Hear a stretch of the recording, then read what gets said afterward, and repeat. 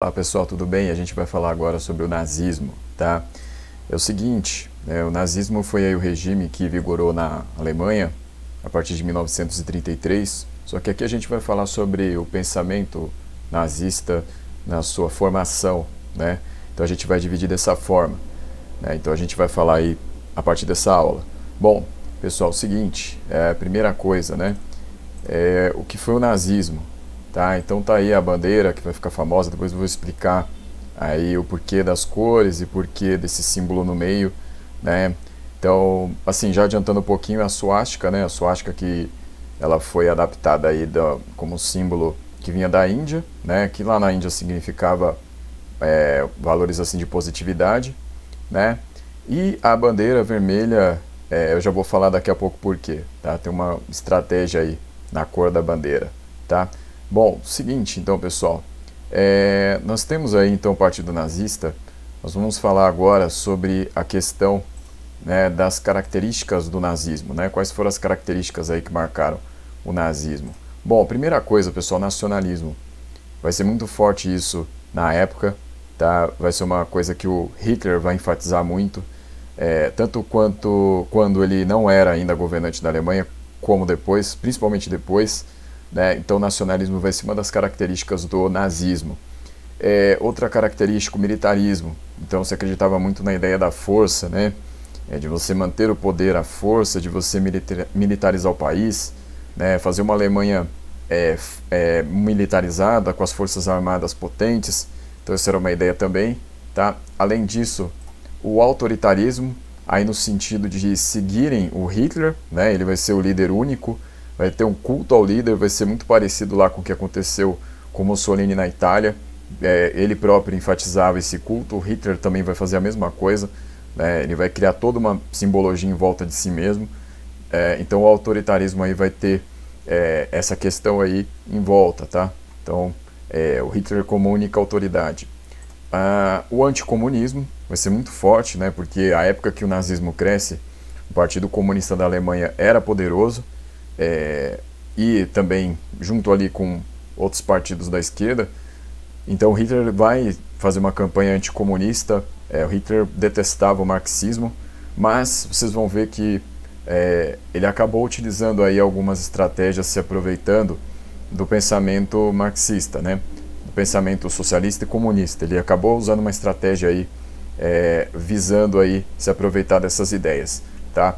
Bom, e pessoal, o idealismo e o romantismo também vão marcar o Hitler e o nazismo. Por quê?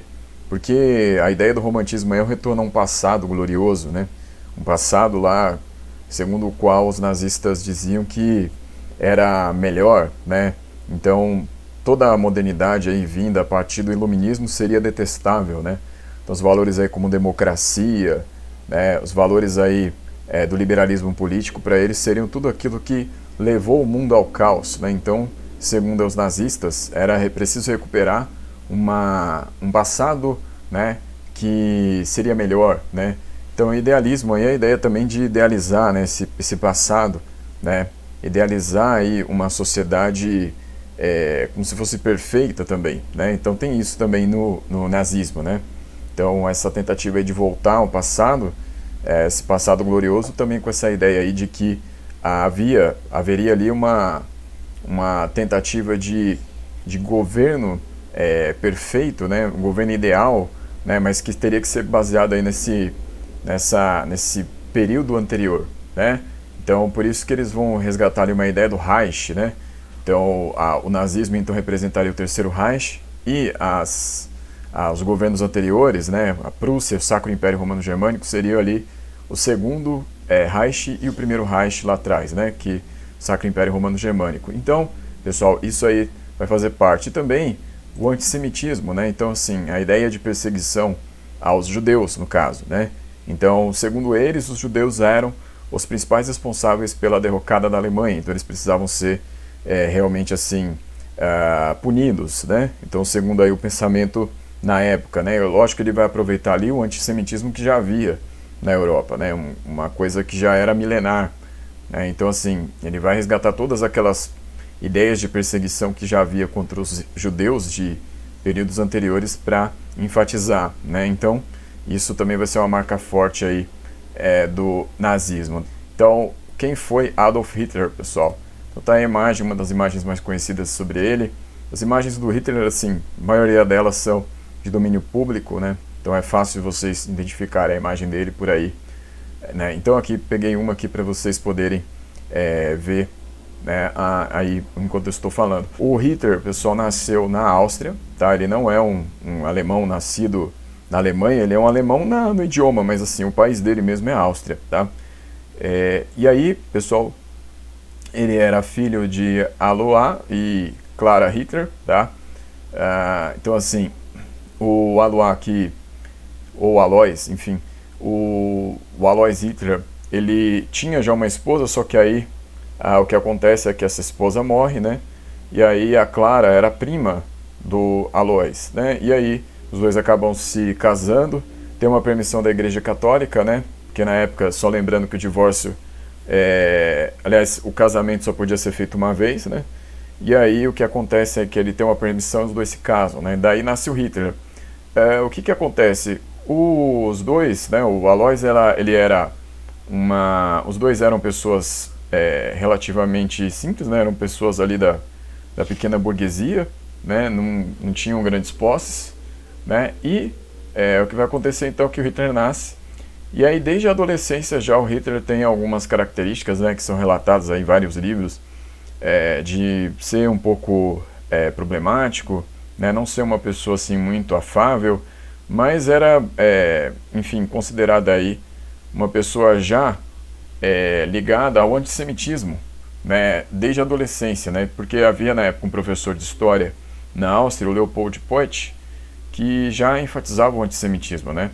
Então era um professor aí que já fazia essas campanhas aí contra o povo hebreu, o povo judeu, né? Então também era um dos que culpabilizava a miséria da Alemanha, né, do pós-guerra aí, como uma coisa dos judeus. E na verdade antes já da guerra, né, porque aqui a gente ainda está falando da juventude do Hitler, ele já tinha uma campanha antissemita aí contra os judeus, né? Então, o Hitler foi muito influenciado pelo Leopold Poit, inclusive o próprio Hitler reconhece isso, né, depois como uma das suas principais influências, tá? Quando ele faz 21 anos, ali por volta de 1910, ele se muda para Viena, né, a capital da Áustria. E aí a famosa tentativa aí, né, que ficou, né, enfim, conhecidíssima aí, dele tentar entrar na Academia de Artes, vai acabar falhando, né, acaba não conseguindo, né, é considerado ali um artista medíocre, né, assim, medíocre talvez no sentido mediano, ou enfim, talvez ali se considerassem, né, de mediano para baixo.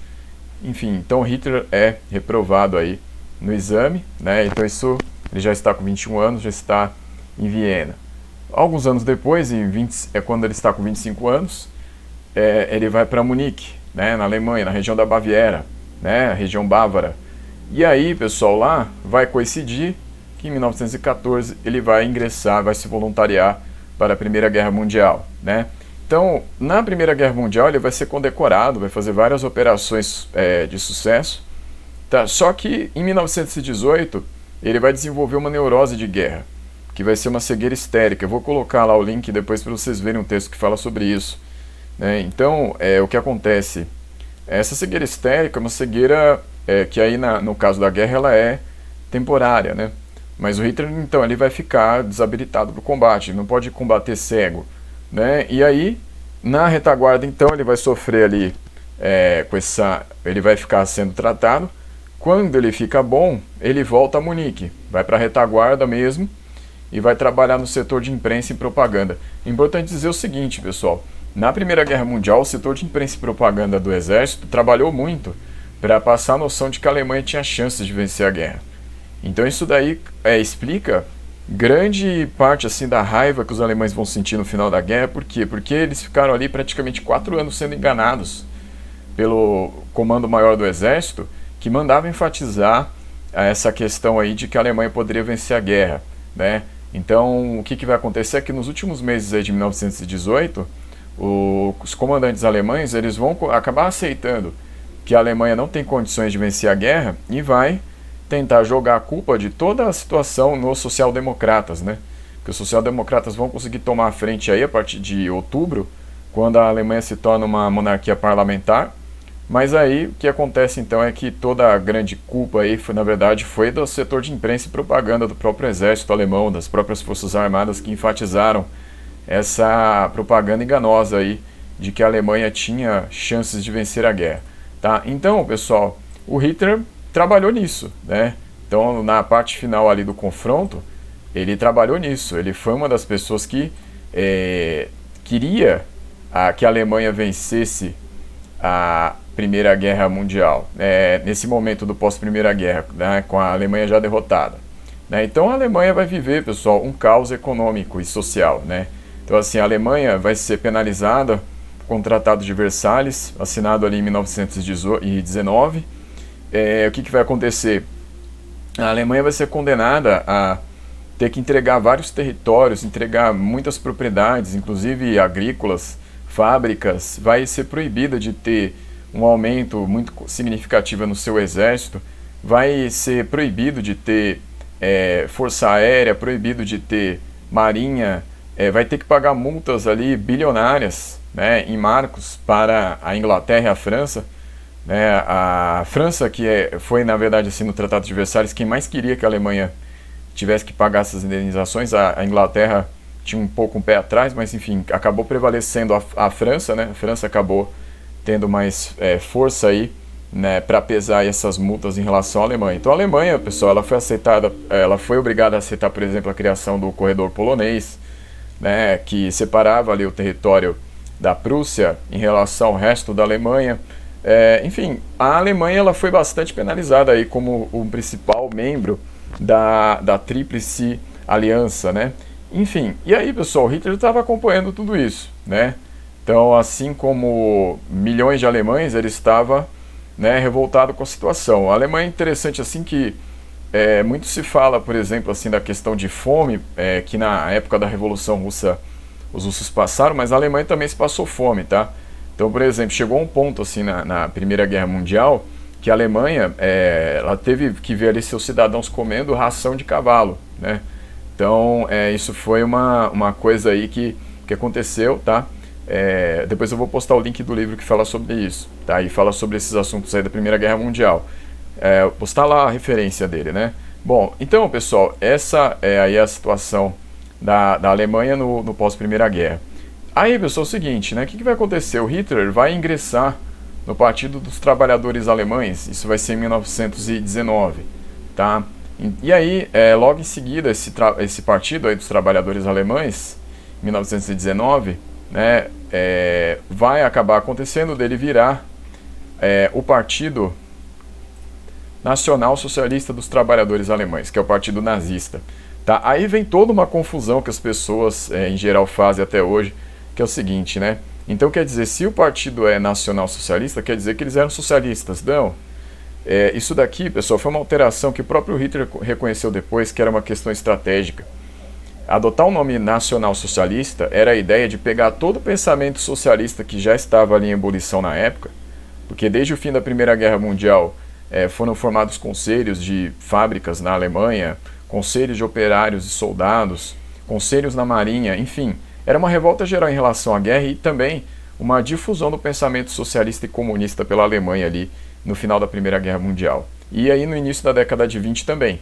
Então o que o Hitler fez? O Hitler, né, usando ali seus dons de oratória, né, e de percepção política, ele vai enxergar que uma forma de atrair mais pessoas para o partido dele, que era um partido de direita, era usar os slogans do socialismo. Ele inclusive até chegou a defender a luta de classes em alguns momentos, mas era para quê? Para atrair as pessoas que costumavam ir aos comícios dos comunistas e socialistas, tá? E social-democratas, né? Que a social-democracia era muito forte na Alemanha na época. Então, pessoal, até a cor vermelha, né? Então vocês viram lá a bandeira nazista no começo, tem a cor vermelha. A ideia era chamar, aí atrair os trabalhadores para a causa do Partido Nacional Socialista, tá? Então essa era a ideia do Hitler, tá? Então, essa é a questão. Nazista, então, é uma abreviação do nacionalsocialismo, Então era isso que o Hitler acabou enfatizando aí como propaganda de atração aí dos trabalhadores para o seu partido, né? Que não vai crescer muito aí no começo, né? Então quando era o Partido dos Trabalhadores Alemães era um partido muito pequeno, né? Cresce um pouquinho com o Partido Nacional Socialista, quando tem alteração do nome, mas ainda não é uma coisa muito grande, tá?